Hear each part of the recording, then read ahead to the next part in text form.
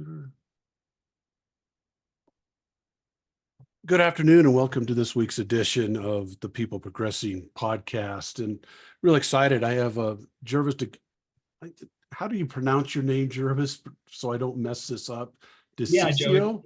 No, it's DiCicco. D like the letter, C DiCicco. like your face, O like the letter. DiCicco. Okay. And just an amazing story with what he's done in his professional career, and the service that he's doing for people now is amazing to me. And we're going to dive into all this and so forth. But Jervis, the first thing I always ask every person on my podcast is, where do you grow up? What did you like to do as a kid? Some of the influences you had growing up and so forth. So we can kind of get a background of who Jervis really is.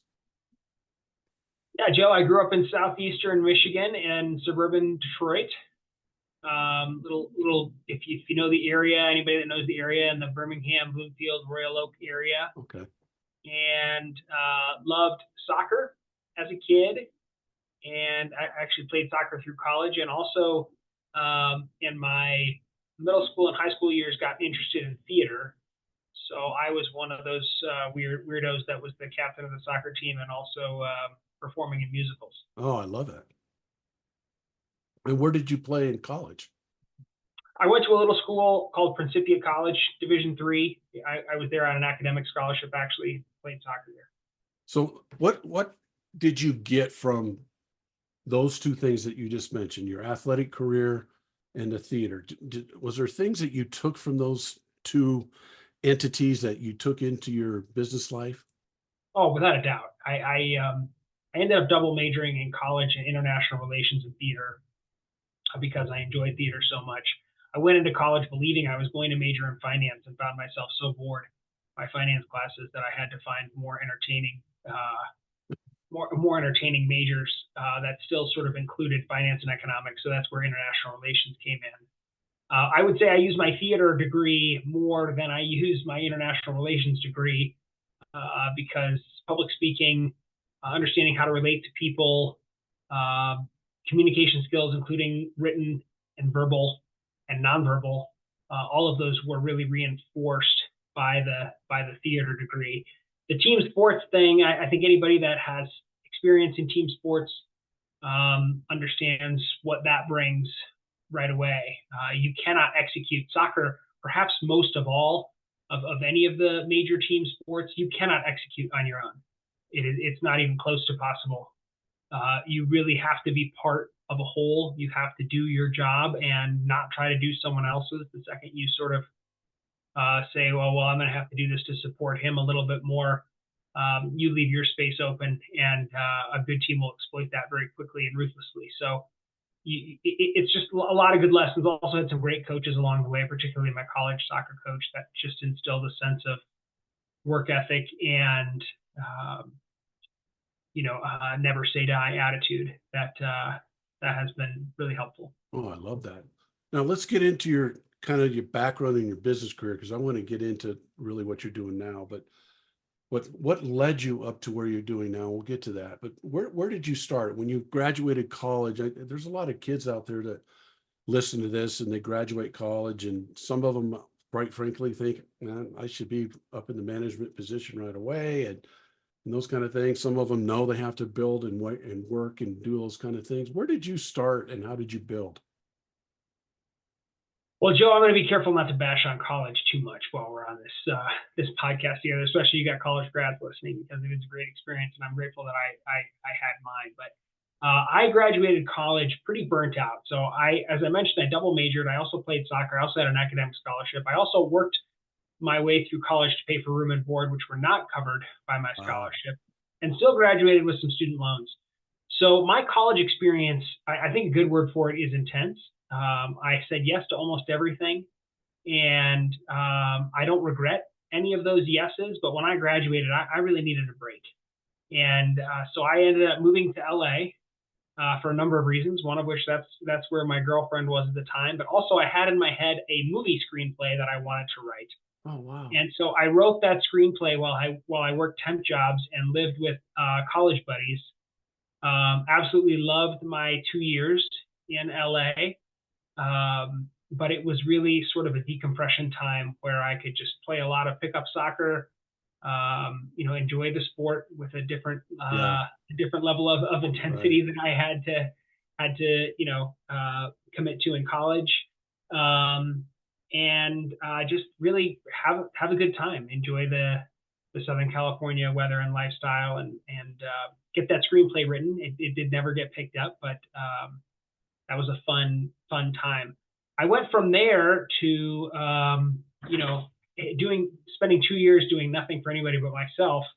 The pendulum swung all the way back to the other side of the clock there, and I became a director of development for a nonprofit for 2 years, getting paid almost nothing to raise money for an organization that I still believe in to this day. Probably its impact and on my life more than any other single factor has helped me succeed. Wow.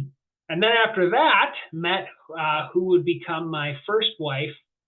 She was a senior or going into her senior year at Principia College. So I actually went back and coached college soccer for a couple of seasons, and then we got married and in December of 2006, and finally in April of 2007, Joe, is when I finally went to the career that I thought I was going to have all along, and I started working in real estate securities. Okay. And along the way, I mentioned the nonprofit you worked for that had such a Yeah, the nonprofit is the Camp Leland Kohana Foundation. It's a Christian summer camp during the summer, and for the balance of the year, it's an outdoor education, character education, and ecological education facility for public schools and at-risk youth in Michigan. Okay. And then when you in 2007 you got into the real estate area, was that fulfilling to you? Was that exciting for you? Was that something that you thought, man, I could do this the rest of my life? Or how was Yeah, that for you? at the time, it was very fulfilling and exciting. Fulfilling in the sense of I finally felt like I was stepping into a career, and for the first time post college, I was making good money. I Okay. definitely took to it like a fish to water. Finance is very much in my DNA. My dad owned a mortgage business. My stepdad was a financial advisor. I grew up reading the Wall Street Journal, and when the stock market came in high school, probably because nobody else in the class really cared. And I'll date myself here, Joe. The two stocks I won with were Motorola and AOL. Yeah, there you go. So that was high school in the mid '90s. And yeah, I mean, I loved the complexity of the work. I loved so we were in a very niche area of real estate securities. We were helping folks execute securitized 1031 exchanges. So you have someone that owns a property. Typically, they were older and ready to be rid of the toilets, tenants, and trash burdens that with property ownership. But also they had fully depreciated these assets. To the folks that may not know that terminology, it means that for tax purposes, the assets had no value. Okay. So if they were to sell those assets, they would have to pay depreciation recapture and long-term capital gains on several $100,000, which would eat into their returns. So 1031 exchange allows you to, instead of selling that asset, to exchange it, for a fractional share of ownership of an institutional quality asset, which is a fancy way of saying, like, you might own a 1/35th share of a downtown office building, or a strip mall, or a hotel, or even a collection of properties. And that's what we were helping folks do. Okay. So you did that for how long? I did exclusively that for almost 2 years. Okay. But the market completely collapsed in the fourth quarter of 2008. When I say completely collapsed, I mean transaction volume was down 94% in the fourth quarter of 2008 from the fourth quarter of 2007. So it was not like things slowed down. It was like somebody walked into the room and turned off the lights. It was it went from being extremely busy to completely gone within 3 months. Jeez. So I want to get into, I really want to dive into this. I've been really excited to talk to you about this part of your journey. You've really gotten into leadership and teamwork and coaching in your businesses and so forth? What really kind of brought that about? Well, that's a good question. I've always been drawn to leadership positions and have had a lot of. Let me take a step back. I took one of these uh, sort of personality quizzes, Joe, a Okay, while okay, back, okay. and the objective of this one in particular was to determine your two-word purpose statement. Okay, Two words. 2 words. Okay, everybody can go through and do this process. I don't remember the website off the top of my head, but you go through this process, and what it spit out for me was awakening worth, and that immediately Wow. struck me as a perfect 2 word purpose statement for me for a number of reasons. One, because my greatest joy in life is helping others not just see but activate their potential.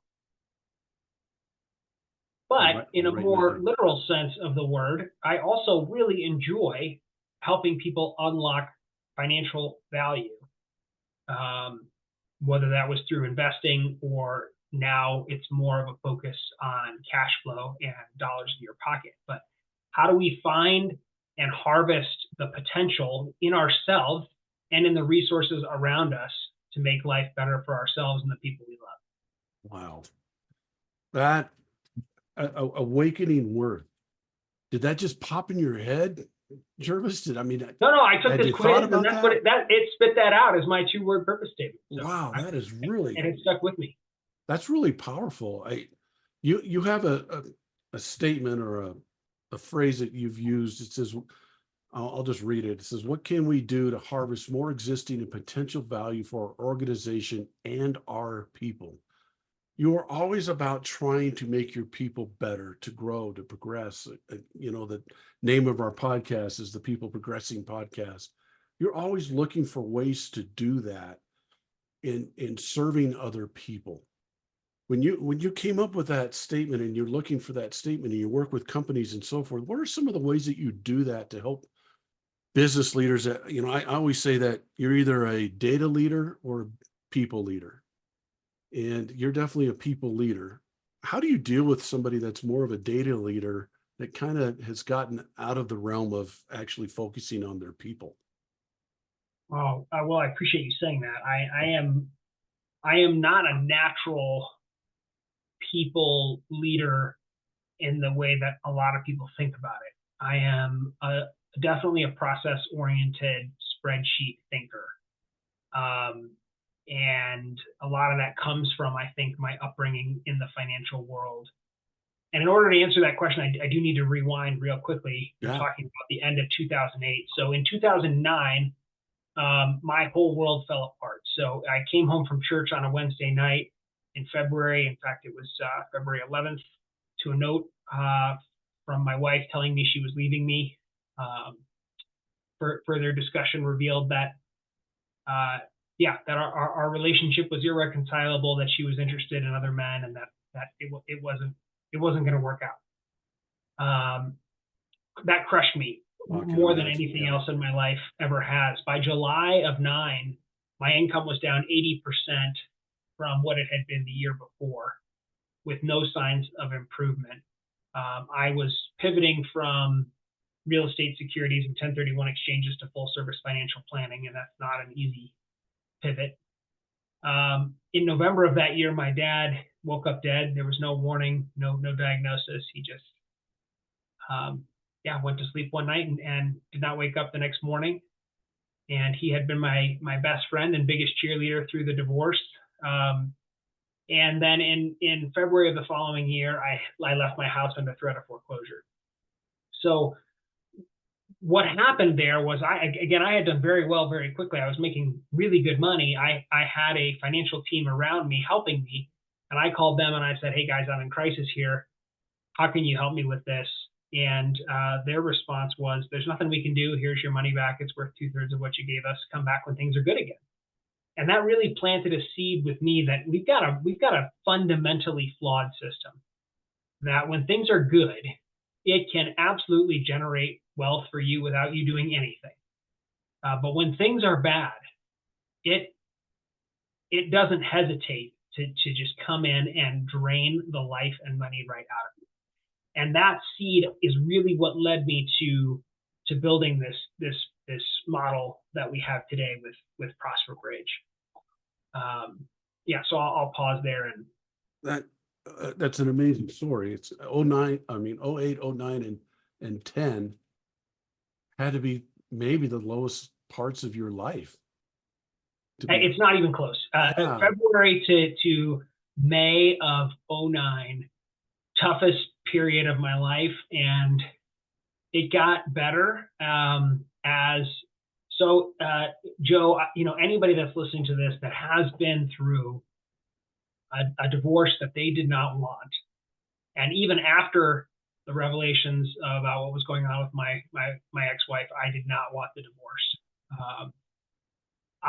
As we were walking to the courthouse together to complete the filing for our uncontested divorce in May of that year, I said, we don't have to do this. That, I know what's happened. I know what's gone on, and I would still love to work this out. And she didn't feel the same way. So, but the level of despair there was unmatched. And I'd already gone through losing my stepfather to brain cancer. I had already gone through income and business challenges by this point.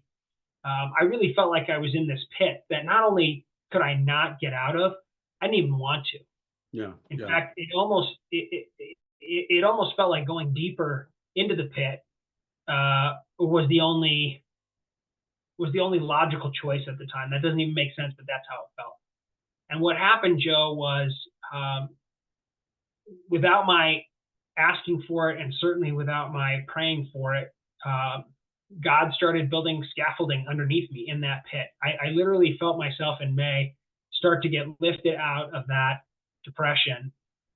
And despite the fact that things were still sort of crumbling down around me, just felt that I was being carried to something else. And by the time I moved out of my house, which was also tough, I was starting to find my footing again. I had raised some money to get my business going, and that was working. But yeah, you're absolutely right. It was a brutal time that I would not wish on anyone. So I want to ask this question: how much did faith play into your rebounding? You said that God put you in some places and built the scaffolding, and you didn't necessarily pray for that. Yeah, no.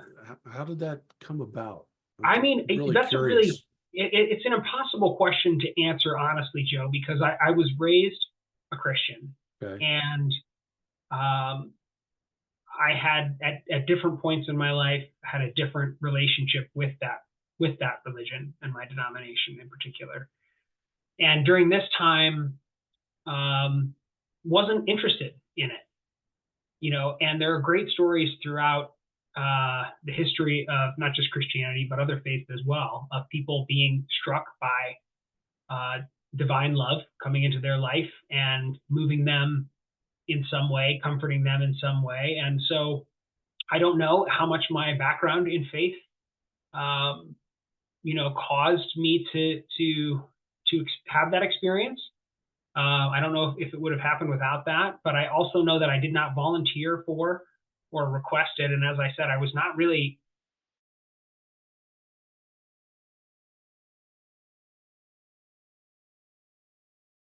I know you froze.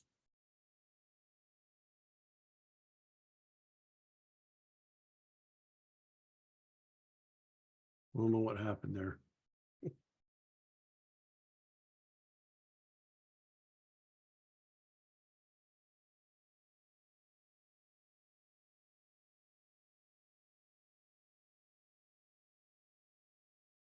Um,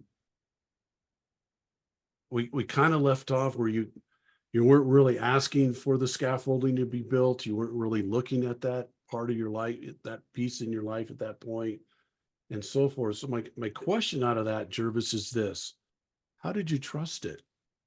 How did you trust that scaffolding was building you up and taking you out and going to get financing to start your next business and all that, where did that trust factor come in? Again, I would love to say that it was me committing to my faith, but that's not really true. So one of the things that started to happen, Joe, without my prompting, a lot of people in my life that I hadn't connected with in a long time just reached out to me and shared how I had impacted their life Wow. and what that meant to them. And that sort of,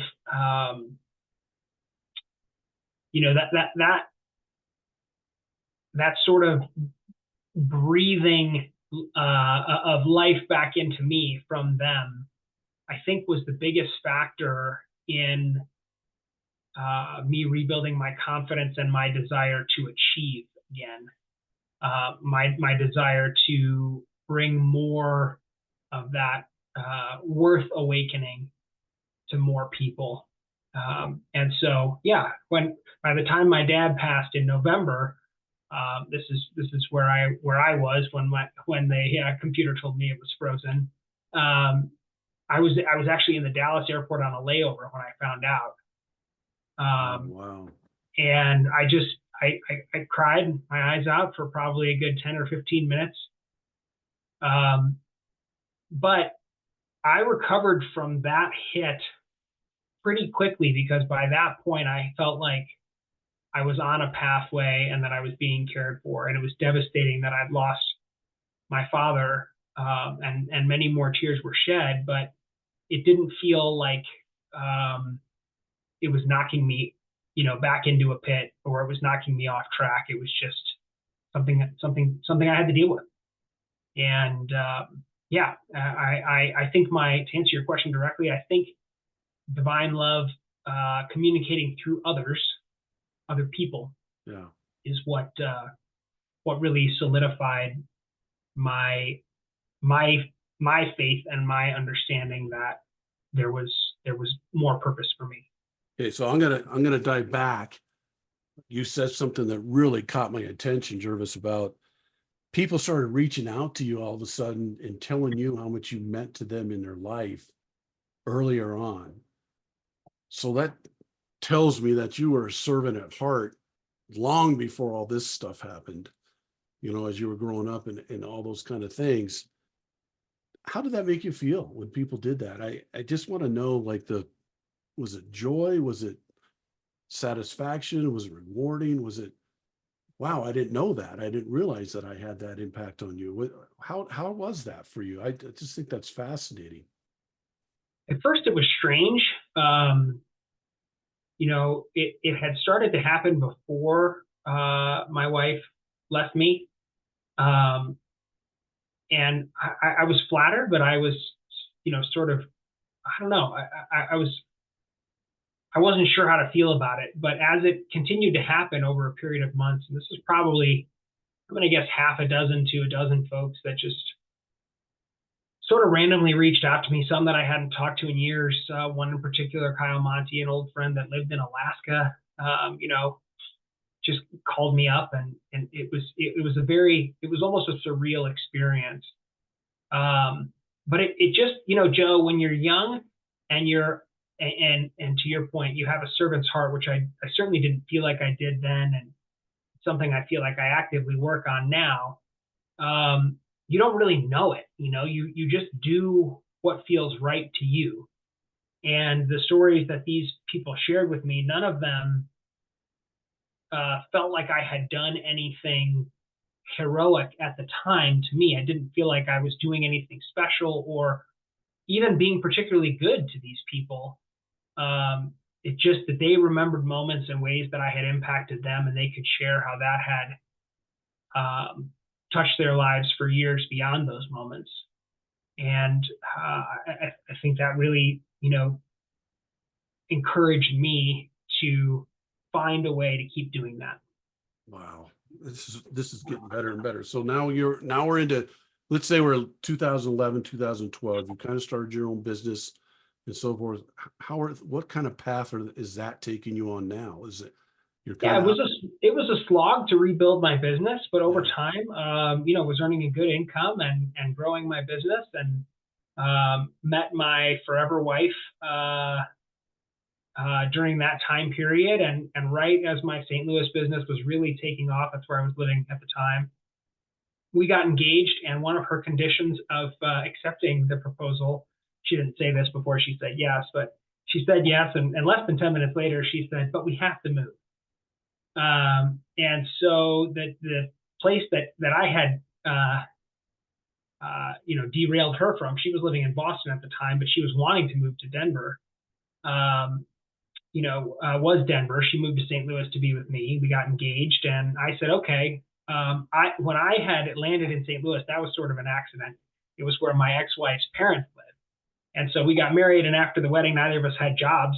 She had just graduated, and I had just finished coaching another college soccer season.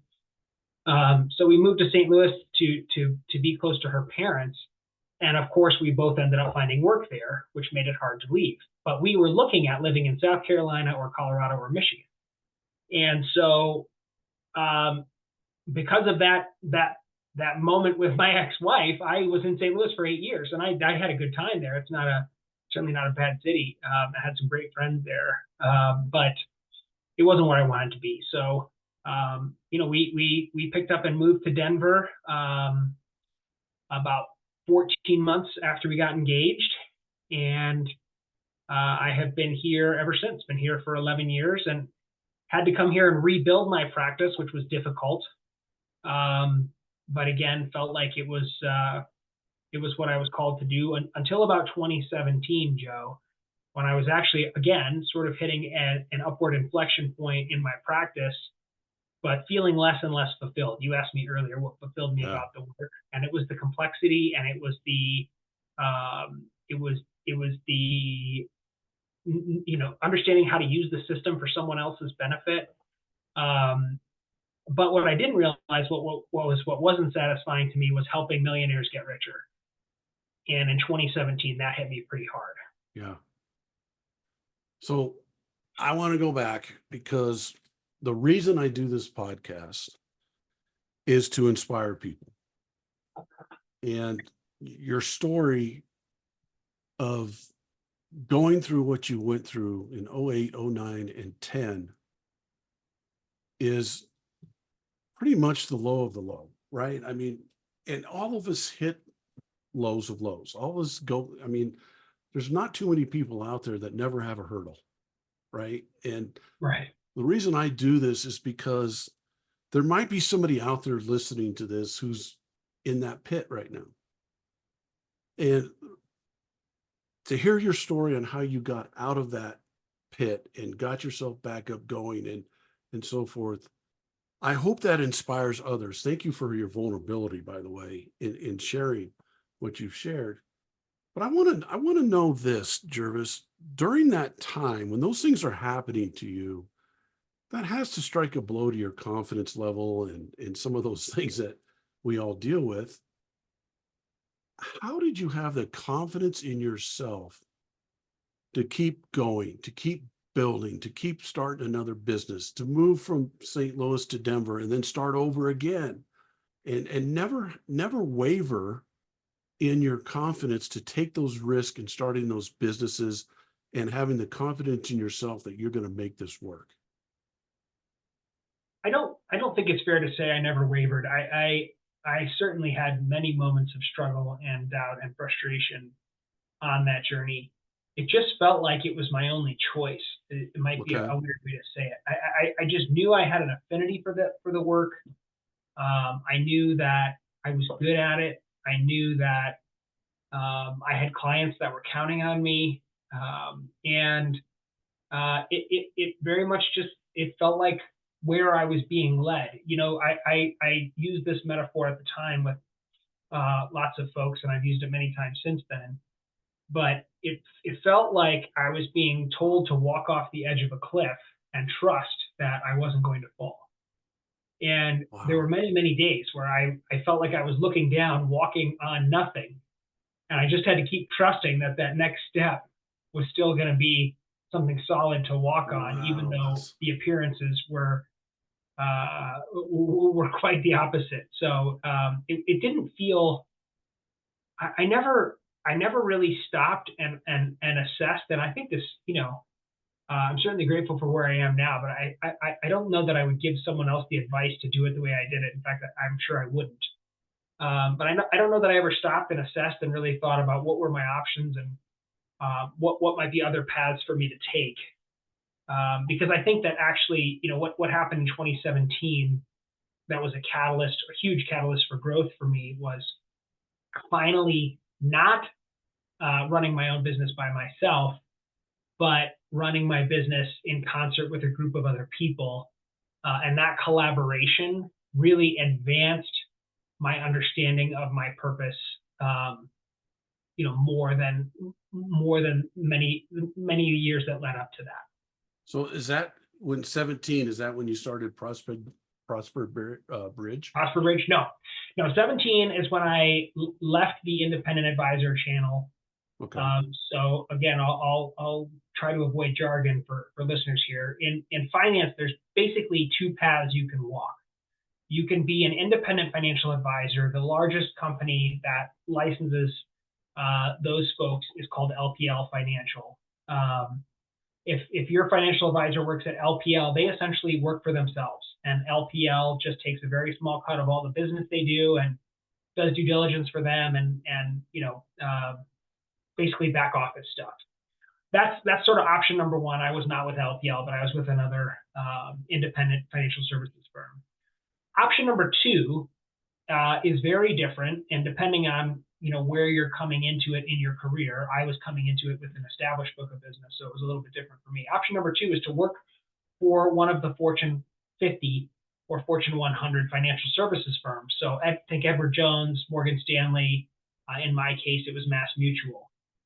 And in option number two, you've got a lot more resources at your disposal. You have a name behind you that everybody recognizes. They're buying commercials, and you have products and services that those companies want you to sell, as opposed to when you're an independent and they don't care what you sell, just as long as you sell. Yeah.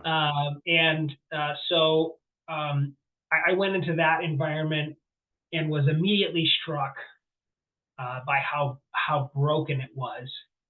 And there was a couple other Christians in the office that I was in, and we started meeting together trying to figure out how we could fix this system, not just for the clients, by the way, but also for the other advisors. And that led to, those conversations led to a deeper dive into what was wrong with our financial ecosystem.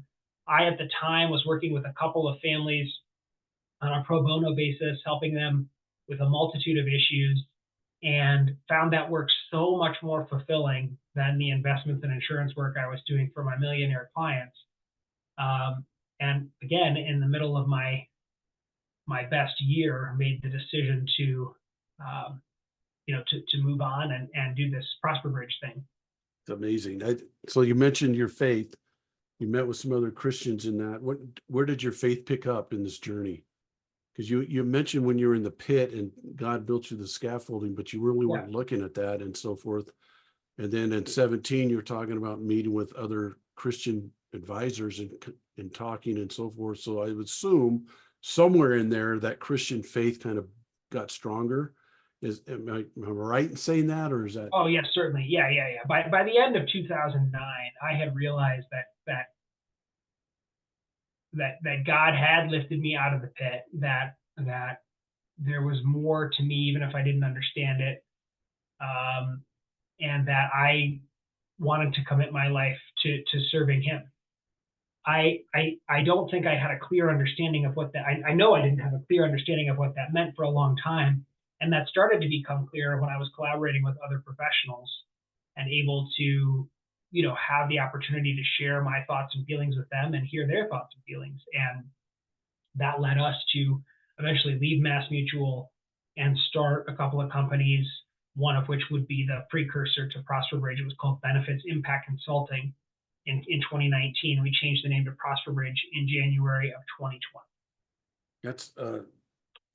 Again, it's a great story. And I go back to your story of I was walking off a cliff, but I didn't think I was going to fall. Yeah. Well, I And wasn't sure, but I I knew I had to keep walking. and Uh, were you sitting there picturing God waiting to hold you and carry you and catch you, or oh, I wish it was that romantic. I do. I did start praying every morning and journaling in 2019. This period of time from 2017 to 2019 was very much a journey of self-discovery that I don't think I could have embarked on without other people in my life. I think, progress, especially Christian progress, requires collaboration. okay, And that was a big lesson for me then. And because I had basically been trying to sit in my office and I had employees and partners but I had basically been trying to sit in my office and solve problems on my own. And this collaboration really showed me that there was much more to me than I understood, and much more to God's plan than I understood. So wow, yeah, it grew in me, and it got to the point where I was looking at the system that we were operating in, and it did not match with my understanding of God's economy, and I wanted to figure out how I could take my place in God's economy as opposed to just be a cog in a machine that I was really growing to dislike. Um, and that's yeah, that's so that, that's so powerful. The way you just put that is so powerful. I'm really blown away by that. And I want to get into Prosper Bridge because we don't have a lot of time left. Why don't you describe what Prosper Bridge is in a nutshell? And I got a couple more questions for you on that because you take a deep dive into the care of employees, people, who are leaders and business leaders caring for and helping their employees and having good, strong teams and so forth. I want to dive into that, but why don't you tell us a little bit about Prosper Bridge and what you're doing there? yeah, I think the best way to answer that, Joe, would be to start off by saying, and we talked about this before. Um, if somebody asks me, how do I know what my purpose is, Right. regardless of whether or not they're religious, my first question to them would be, what breaks your heart? What is the problem in the world that you most want to solve? If you were, you know, king, queen, whatever, leader for a day, what would you change?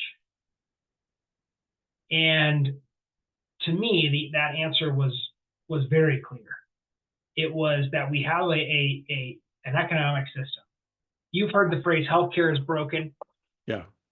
Yeah, I'm sure everybody has, and I'm sure everybody agrees with that. Yeah. With that statement. I think most people don't understand that finance is broken in a very similar way.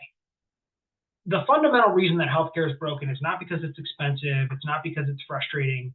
The fundamental reason healthcare is broken is because the incentives are off. The incentive for healthcare is for you to be sick.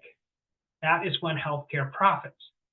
So, of course, it's going to be a frustrating and pathetic system to use because it's not designed around your wellness, it's designed around your sickness. But you want to access this system in order to be healthy. So that disincentivizes quality care, and that's why we have the systems we have now, which are based on profit, not on quality care. Finance is very similar. You would think that your bank, your financial institutions, you think of your bank as your primary care physician. They would be interested in your financial health, but they're not. The more that you live your life on the financial edge, they don't want you to fall into poverty. That's a different problem. But they do want to keep you trapped in scarcity, because when you're trapped in scarcity, you keep coming back to your credit card or your bank directly to borrow money.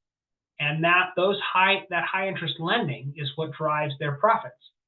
So in much the same way that healthcare is broken, finance is broken, because you have this machine that is designed to keep people trapped in perpetual high cost debt, because that's how it profits. So how do you get from I'm trapped in these cycles of debt? I dig myself out of credit card debt, and then the hot water heater breaks, or the roof has a leak, or my car needs some work, and I'm right back into debt again because I don't have any money. Most Americans don't even have $400 saved. to deal with a shock financial expense. So the financial system is trying to keep people trapped there, and I don't think it's malicious. I don't think that the president of Visa or Citibank or Mastercard is tenting their fingers and talking about how we can keep people trapped in perpetual debt. I think that they just have their profit systems that they've gotten very good at maximizing, and that they haven't really thought through the second order consequences that mean people are permanently trapped in struggle. Yeah. I could be wrong. They may be malicious, but I don't think very many people can go to bed at night knowing that they're just taking advantage of people. So, so that's what breaks my heart. And I had to find a system to get people from there to how do they even get to a point where they can even have a conscious thought about walking into a financial planner's office like I used to be with my 8 securities and insurance licenses helping millionaires. How do I get someone from I'm struggling to put food on the table, and this is not a 1 year, 2 year, even 3 year process. This might be a couple decades, but how can I get someone and their family, right, from generational financial scarcity to at least stability and hopefully to prosperity? And to me, ProsperBridge is the answer to that question, or at least part of the answer to that question. What a great way to, I mean, the analogies you just gave there really open that up. And I have a quote from you, or I like this when I read this. It says, this is not just about finding dollars. It's about giving leaders innovative ways to prove how much they care about their teams. Where does that come in with this ProsperBridge, and how are you putting that into teaching leaders better leadership skills as well? Yeah, love that question. Thank you for asking that. Well, I got to take another step back, Joe, and I apologize. All my answers are so long. You're good. You're good. I got to get this is powerful. Otherwise, the answer won't make sense. So the fundamental problem we're facing, and this is as much a problem for employers as it is employees. The fundamental problem we're facing is that the gap between your paycheck and thriving is growing. Now, that is not necessarily the fault of employers. Since 1965, the cost of housing have gone up home prices have gone up 8 times faster than income. That's adjusted for inflation. The percentage of your paycheck you spend on healthcare since 1980 has more than tripled. Oh, wow. The cost of education, higher education, just in the last 30 years has gone up 8 times faster. Yeah, I can vouch for that. Yeah, cost of childcare has gone. So all these core costs, the things that you need and want the most for yourself and the people you love, these costs have gone up much faster than incomes have. That fundamentally means that the value of paychecks is declining. And so it's obviously a problem for people, right? I can't buy a home. I can't afford healthcare. I can't afford higher education. I can't afford childcare. Those problems are obvious. What may be less obvious to some listeners is how big of a problem that is for employers. Because now, if my paycheck is not meeting my core needs, I am a much more stressed, much less engaged, and much more fickle employee. And I'm fickle because if I can go get a 50 cents an hour raise or a $500 a year raise by switching jobs, I'm going to do it. Yeah. Because I perceive that I have an income problem, and in many cases I do, but it's a lot more than that. And so, unfortunately, I think a lot of people have a view of corporate leaders as these, profit barons that don't care about their people at all. In the vast majority of the leaders that I speak with, that couldn't be further from the truth. However, and this is a big caveat, they are so stressed by the profit and loss statement, and not because of their bank account, but because they know they have to make payroll. And I can tell you, as a small business owner that has to make payroll, how stressful that is. Yeah. That they don't feel like they can afford the time and attention to really invest in their people, much less the money. They're struggling to, keep this thing duct taped together, especially post-pandemic. We just see leaders that don't feel like they have the luxury of rethinking work and rethinking paychecks in a way that could help bridge that gap that has been widening between paychecks and thriving. Okay. And so that's where we come in. We help employers build better paychecks so that there's more potential value for their people to harvest, and that there are benefits, not just cash compensation, but there are benefits that speak directly to the needs of their people that actually meet the needs of their people instead of just pretending to meet the needs of their people, like most benefits do. And I'm not going to pick on anything in particular today unless you ask me to. But there's a lot of benefits out there that are designed not to be used. And so that frustrates employees and it frustrates employers because the employer says, well, I gave you this benefit, let's say for mental health, and you're not using it. Well, but what the employer doesn't realize is that the benefit is designed not to be used. And that's why it's so cheap. And that's why no one uses it because it's Yeah. frustrating to use. So how do you build a better paycheck? And then on the employee side, most people don't know how to harvest the value from their paycheck.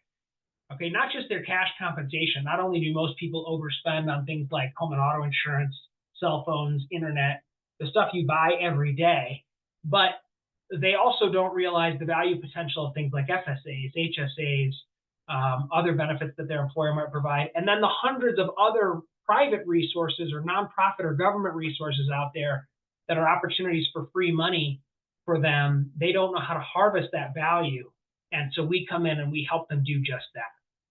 So you come in and work with a small to mid-sized business, or even probably even a large business. And what you're really, again, what you're trying to do is bring engagement, employee engagement.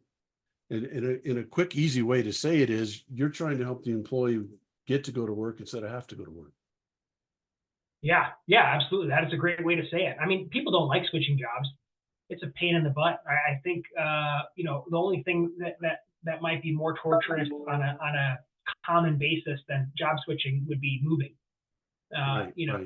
Yeah. It's not a fun process. But when you feel like your life and the livelihood of the people you love depends on it, you're going to do it. And so how do we create an economy where work is the place we go to access well-being instead of feeling like work is the place we go to get a paycheck that we hope we can then turn into well-being, but we also feel like we're trading our well-being to get that paycheck? That's the problem I want to solve. At its core, I want work to be the place people go to access well-being instead of the place to go, where we sort of turn off our life so that we can earn this paycheck in the hopes that we can make the life for ourselves and the people we love, when we get home. And our program is an on-the-clock program where we're, again, helping employers build a better paycheck and a better atmosphere. And we're helping employees harvest all the potential value from that paycheck so that they can access wellness on a number of different levels. We are particularly focused on financial wellness. We measure our outcomes in how much cash flow we add to each participant's life. And on average, we add over $3,200 a year in cash flow. And that's at an average income of about $50K. So that's a more than 6% raise that we're giving folks. Definitely a win-win. Yes. Definitely a win-win. It's a win-win for the employer. It's a win-win for the employee. And I'll say it's a win-win for the customers of those businesses. Yep. The clients of those businesses. 100%. Yeah. Great book I would recommend called The Case for Good Jobs. Talks directly about how if your frontline employees aren't happy, chances are your customer experience is bad.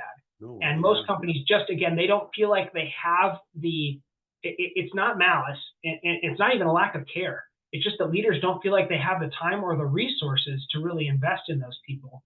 And so they've started to look at turnover as just the cost of doing business as opposed to a problem that they can solve. Right. And I say this all the time. Like one of my goals is to help people go to work and get just as excited going to work on a Monday as they do on a Friday. And it's a place where they're okay going to, and it's a place they get to go to instead of have to go to, like I said before. But how do people get a hold of you, Jervice? How do people, and we haven't even touched on your speaking, because I know you do a lot of speaking out there as well. How do people get a hold of you? I'm a small business owner or a business owner or a CEO of a company or whatever, and I'm hearing this, I'm saying, man, this sounds like what we need to do. How do they get a hold of you? Yeah, great question. Easiest way is email info@prosperbridge.org. Again, that's info, info @prosperbridge.org. You can find me on LinkedIn. I am the only Jervice DiCicco in the world. You can Google me and find all kinds of fun stuff about me because there's only one of me. It's not like looking for Joe White on Google. Yeah. Much harder to find the Joe Yeah. White you're looking for. In fact, you're one of three Joe Whites actually that I know. Oh, no. So yeah, so info at prosperbridge.org or find me on LinkedIn. I'd love to connect with anyone and have a conversation. Public speaking, same way. I just finished up a public speaking opportunity on Tuesday at the Global Minded Conference, talking about the qualities of equitable leadership in front of a bunch of college students and executives. It was a really fun event. I love it. So I have three questions real quick because we got about 2-3 minutes. Sure. The three questions I always ask at the end of every podcast, and you've kind of said some of these things, but what's your purpose in life? Well, I'm going to go back to that statement. Awakening. Okay. You know, Okay. my purpose is to unlock potential that our systems have either unintentionally or ignorantly Oh, locked away. And I want to help people, I want to help businesses, and I want to help individuals unlock that value. that's powerful. Passion. What's your passion in life? It's the same thing, Joe. Yeah. You know, I'm one of those very few lucky people. You said you want people just excited about Mondays as they are Fridays. I love Mondays. I love my work.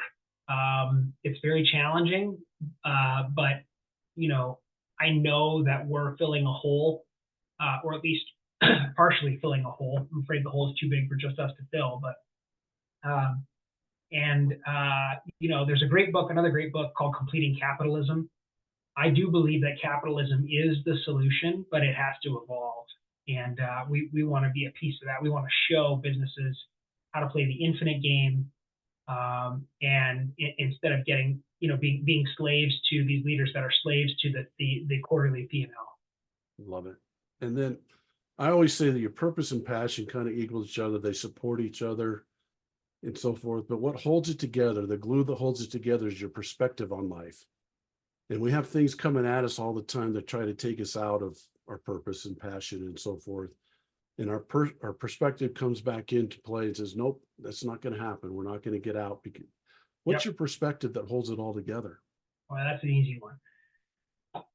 My perspective is that I have my place in God's economy. So the Bible, Joe, to me is a book of promises, particularly the book of Isaiah. And what the Bible does is it talks about how God shares goodness with people. And so when you look at that book from an economic perspective, you start to realize that there's this economy, and I used to think, especially when I was younger, that the way it works is if you're faithful, God fulfills these promises to you. But that's not really true. The truth is that God gives you faith and understanding, and that if you're willing to step into that you'll find your place in God's economy, not just in receiving those promises, and this is so important, but in being part of the fulfillment of those promises for others.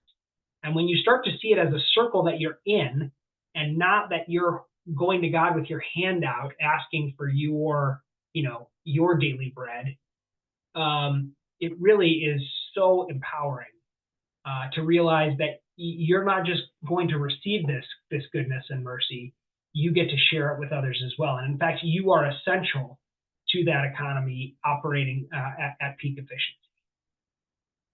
Man, you're amazing, Jervis. I knew this was going to be good, but some of the stuff you said today is blows me away. It's so powerful.